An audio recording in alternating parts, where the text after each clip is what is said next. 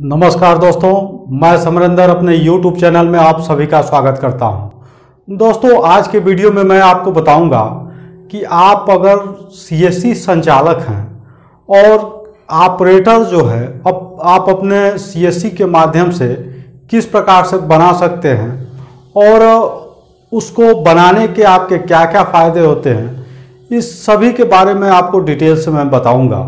तो बने रहिए इस वीडियो में लास्ट तक, आपको पूरी डाउट क्लियर हो जाएगा। तो दोस्तों, मैं आपको बताता चलूं कि CSC ID आपको जो है TEC एग्ज़ाम देने के उपरांत जो है आपको प्राप्त होता है और इसमें काफ़ी सर्विसेज होती हैं, लगभग 300 से अधिक। और उन सभी सर्विसों में अगर CSC संचालक स्वयं कार्य करने लगे और उसके सेंटर पर अगर सभी प्रकार के कार्य आते हों तो वो पूरा काम अकेले नहीं कर पाएगा, ये संभव नहीं है। तो इसके लिए CSC ने ऑपरेटर की व्यवस्था किया है। आप ऑपरेटर जो है बना सकते हैं, अपने सेंटर पर रख सकते हैं या अपने अगल बगल कहीं भी किसी को ऑपरेटर बनाकर और बैठा सकते हैं और उससे भी वहाँ कार्य ले सकते हैं। दोस्तों, हम आपको बताते चलें कि अगर बहुत से हमारे दोस्त CSC ID के लिए परेशान रहते हैं, उनको नहीं मिल पाता है या किसी वजह से, तो अगर उनके नज़दीक में कोई CSC संचालक हो, उससे वह संपर्क करके CSC का ऑपरेटर ID बनवा सकता है और उसमें जिस प्रकार से CSC आपका जो जिसके नाम से होता है वर्क करता है, वही सेम कार्य वह ऑपरेटर भी कर सकता है। उसमें किसी प्रकार का अंतर नहीं है। कुछ अंतर है जिसको मैं आपके आगे चल के बताऊंगा इसमें अंतर क्या है। देखिए, इसका बहुत छोटा फॉर्म होता है जो कि आपके CSC ID को जब लॉगिन करते हैं और माई अकाउंट सेक्शन पर जब आप जाते हैं और वहाँ जो है ऑपरेटर और कैट की व्यवस्था होती है ऐड करने की, तो ऑपरेटर पर आप क्लिक करते हैं। ऊपर जिसको भी आप ऑपरेटर बनाना चाहेंगे, सबसे पहले उसका UDI नंबर फिल करेंगे। आधार नंबर जो 12 अंकों का होता है, उसको फिल करने के उपरांत जो उसके आधार पर नाम होगा वही नाम उसमें फिल करना होता है। नाम फिल करने के उपरांत नीचे जो है उसकी डेट ऑफ बर्थ जो भी होगी वह उसके आधार कार्ड पर देखकर उसमें मेंशन करना होगा। उसके बाद नीचे एक ईमेल ID जो कि ऑपरेटर का हो और एक मोबाइल नंबर, दोनों को फिल करना होता है और ईमेल ID और मोबाइल पर एक OTP सेंड होता है जिसको इसमें फिल करना होता है, जिससे वो वेरीफाई होता है। तो जब यह दोनों आपका ईमेल ID और मोबाइल नंबर वेरीफाई हो जाता है, उसके बाद आपका जो है अगला प्रोसेस ये होता है कि ऑथेंटिकेशन पर एक नीचे बॉक्स बना होता है, उस पर क्लिक करते हैं और सबमिट करते हैं। सबमिट करने के उपरांत आपका यूजर ID और पासवर्ड CSC के ऑपरेटर के ईमेल ID पर सेंड हो जाता है। वह उस ID को लेकर जिस पोर्टल पर आप CSC जो है के मुख्य संचालक हैं, जो जिसके नाम से CSC ID बना हुआ है, वहीं पर ऑपरेटर भी आपका लॉगिन कर सकता है और अपना पासवर्ड चेंज करके और सारी सुविधाएं उसमें जो आप ले रहे हैं या अपने सेंटर पर दे रहे हैं, वो सभी आपका ऑपरेटर भी दे सकता है। इसमें अब तो बहुत ज़्यादा सर्विसेज जो कि आयुष्मान भारत कार्ड भी ऑपरेटर बना सकता है, पहले यह व्यवस्था नहीं थी। अब आपका ऑपरेटर जो आपने बनाया है उसको आयुष्मान भारत पर जो है ले जाकर उसका रजिस्ट्रेशन करना होगा। बहुत छोटा प्रक्रिया होता है रजिस्ट्रेशन का। रजिस्ट्रेशन करने के 24 घंटे बाद वह लाइव हो जाता है और उस पर वह किसी का भी जो है KYC कर सकता है। अगर BPL कार्ड धारक हैं उनका जो है नया बना भी सकता है। सारी सुविधाएं जो एक CSC संचालक के पास होती है वह ऑपरेटर को मिल जाती है। अब आगे चलते हैं, आपको बताते हैं कि इसमें ऑपरेटर और जो है संचालक में दोनों में अंतर क्या होता है। इसमें आईडी में ऑपरेटर के जो पोर्टल बना हुआ है उसमें किसी भी प्रकार से फंड जो है ऐड नहीं कर सकता है। वह जब भी अपने वॉलेट में पैसा लेगा वह सीएससी संचालक के द्वारा ही अपने जो है वॉलेट में फंड लेता है।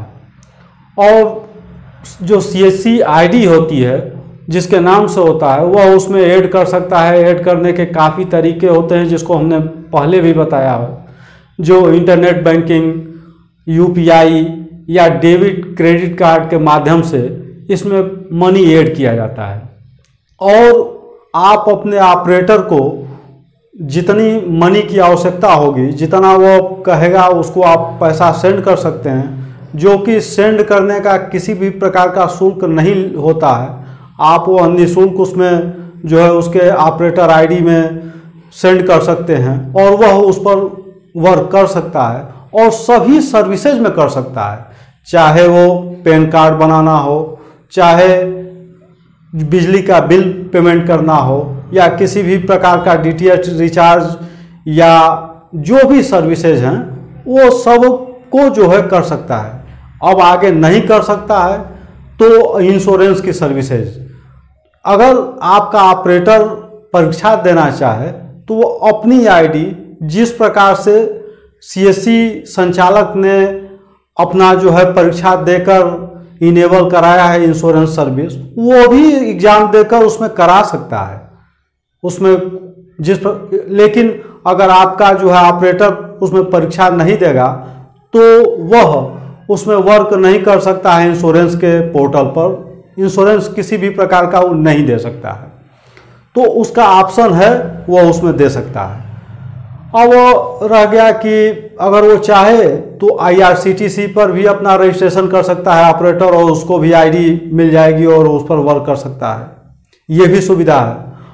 अगर वो चाहे तो आपका जो है एक डीजीपी पे जो होता है, डीजीपे के माध्यम से जो आप फंड ट्रांसफ़र करते हैं या विड्रॉल करते हैं या डिपॉजिट करते हैं, वह केवल नहीं ले सकता है, वह उसी को मिलता है जिसकी सीएससी आईडी होता है, क्योंकि वह उस ऑपरेटर के जो वॉलेट होता है उससे वो जो सीएससी आईडी होती है उससे वो जुड़ा होता है और जुड़ा होने की वजह से उसमें किसी भी प्रकार से ऑपरेटर वर्क नहीं कर सकता है और अब उसका जो है पैसा उसमें नहीं जा सकता है। तो यही एक कार्य नहीं कर सकता है, डीजीपे का संचालन नहीं कर सकता है।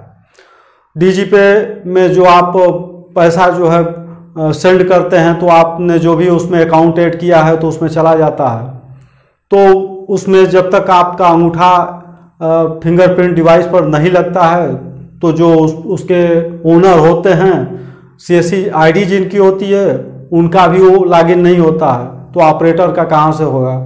तो यह डीजीपे वर्क नहीं कर सकता है।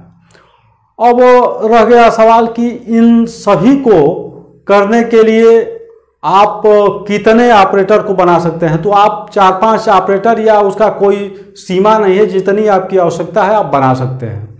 इसमें सबसे बड़ी और अच्छा व्यवस्था ये है कि आप किसी को ऑपरेटर बना देते हैं और मान लीजिए एक हम छोटी सर्विस के बारे में बता रहे हैं कि अगर बिजली बिल का वो कलेक्शन करना चाहता हो, किसी को ऑपरेटर आप बना दीजिए, आप अपने सेंटर पर रहिए, उसको अपने क्षेत्र के लोगों के यहाँ भेज दीजिए, वहाँ जाके घर घर चाहे तो बिजली का बिल जमा भी कर सकता है।